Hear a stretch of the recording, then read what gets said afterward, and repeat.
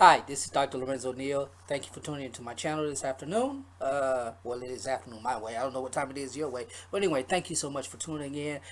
If you have not done so, if this is your first time at this channel, sure, check me out. No harm in that. But if you like what you see, I want to invite you to hit that subscribe button and the notifications button so that you'll be informed when I upload new videos. So, the Illinois the state of Illinois uh, has announced that it's revamping its birth certificate system so that mothers who want to identify as fathers can be able to do so on the child's birth certificate.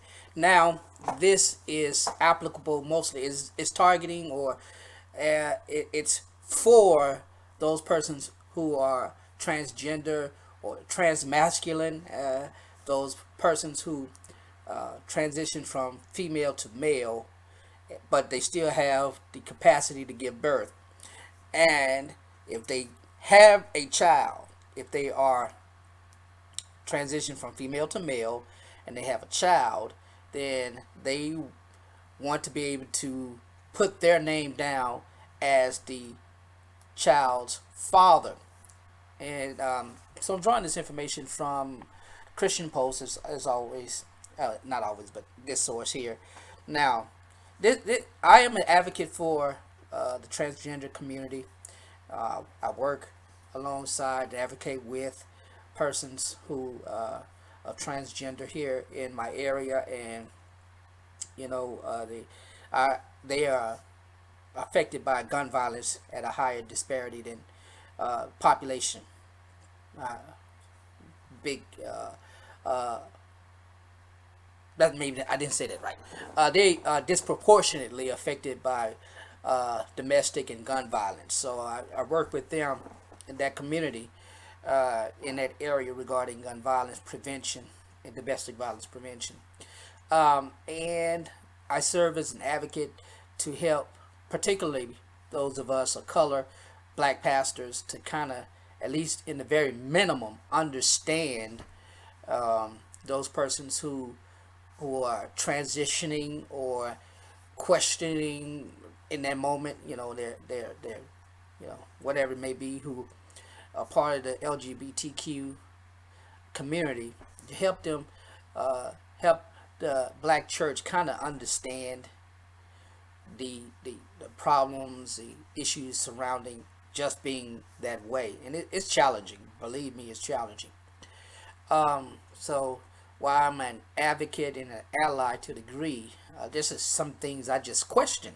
And there's nothing wrong with questioning. And please, those of you who are part of this community, as you're watching this video, don't take offense to what I'm saying, because again, it is very complicated to those of us who are not a part of that community. It's very complicated for us to understand, especially when it comes to transgender and transitioning and all of that. But anyway, there are persons who are biologically female, born biological females, who make the transition and they are still capable of giving birth. And however they are inseminated, they choose to have a child, and they no longer identify as female, they identify as male, and they may have a female partner, they may have a male partner. I don't, it is very, again, complicated. But either way, they want to identify as transmasculine. They want to be officially recognized in that capacity as the child's father and not the biological mother. And so, as reported in the Christian Post, this is it's again, it's a complicated issue, especially when it comes to identity, because the system was never set up for this type of thing. And the more that community grows, the more rights they wish to have access to. And it's only fair, if you ask me, it's only fair that they have those rights recognized. But it's just interesting that how this is coming about.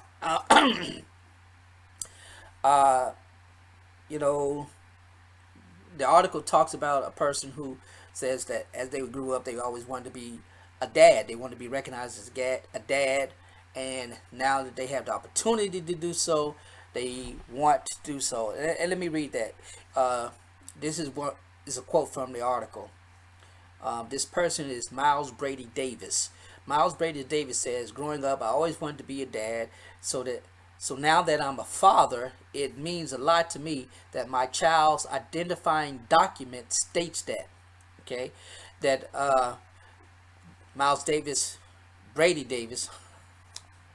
I got Miles Davis on my brain. I was listening to it earlier. Brady Davis learned soon after giving birth to a baby last month that the Illinois Department of Public Health automatically names the parent who gives birth as mother/co-parent on the birth certificate. And said that she's not the first transmasculine, and transmasculine is the formal way of saying this person transitioned from female to male. So transmasculine, female to male, transfeminine, male to female. Okay, and that's the basic understanding.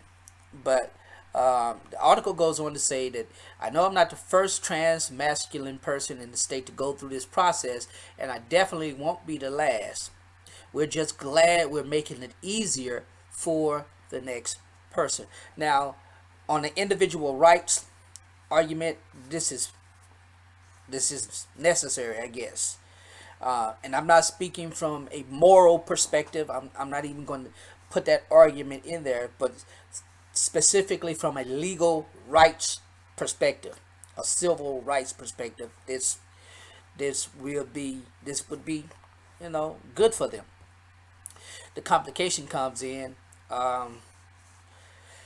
I guess, for those, for not for the children per se, but the organizations and persons, the extra circle of persons,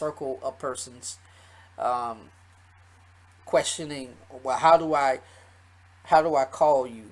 How do I designate you? Your father, and by law, whoever is designated as the father on the birth certificate is the legal father. That's the legal father, right? And so if that person is the legal father, then that person is therefore responsible holistically for that child. So if that couple divorces, or if I'm assuming that they're married, and I should not make that assumption, but if they separate in any capacity, in this case, Miles Brady Davis would be the responsible party for the remainder of the child's life until that child turns 18, because by legal standards, that person is the father. Gender identity it's like I said, it's very complicated and it's complex for those of us outside of the community, and sometimes even for those within the community, it's hard to articulate to those of us outside the community.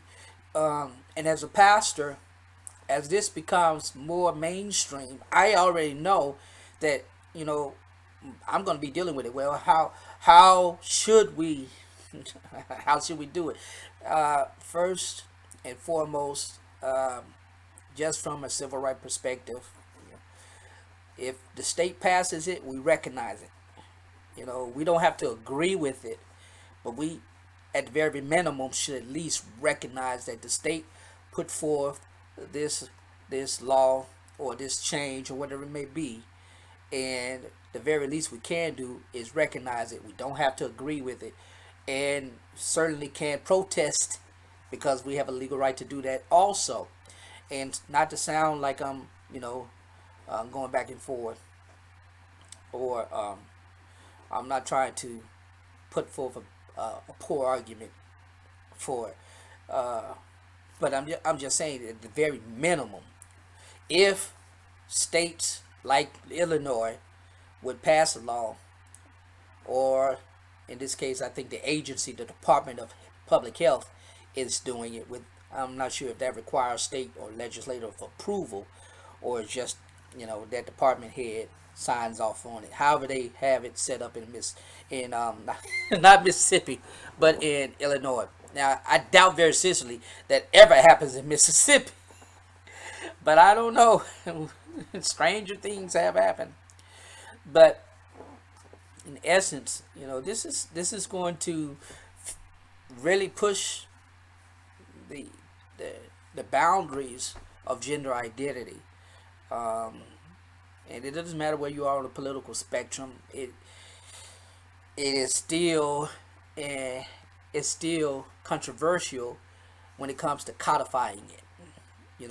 Should we codify gender identity legislation, regulations? You think about the the argument for the bathrooms in North Carolina. You saw how that came, and not just North Carolina, but in many other southern states where there's strong conservative values, religious values, Christian, uh, more specifically, Anglo-American Christian values. Uh, that's just the case. But it's going to be challenging to us. I know it's definitely challenging to me to recognize the breadth and the depth of uh, gender identity and the stereotypes that are associated with that, as well as how, as a clergy person, as a pastor, as a therapist, as all of that, how am I to engage that person? You know, um, how do I get beyond my confirmation bias? How do I get beyond all the other biases I may have to better serve uh, that person, to better minister to that person, to better empower that person? It's something. Now, I would love to know what you think about Illinois' public health department revamping their rules, or whatever it's called, to recognize mothers becoming fathers. And the question, and I didn't bring up in the initial uh, beginning of this video, is it applicable just to those persons who identify as transmasculine? What about the mother who don't want the baby daddy to be recognized because they don't care for the baby daddy? A cisgender woman who gives birth and does not care for the baby's father and decides, I'm the mama and the daddy. Because on Father's Day, I don't know if you've seen it, but I see it all the time. Father's Day, I'm a strong woman, black, white, Asian, insert whatever else, and I'm both mother and father. And there are persons who are like that, but um, some take it to the extreme, and others do it more in a symbolic way. But I wonder if that includes cisgender and not just transmasculine uh, individuals. But I would love to get your thoughts on that. So feel free, leave a comment, let me know. And please keep your comments very... Uh, don't be rude.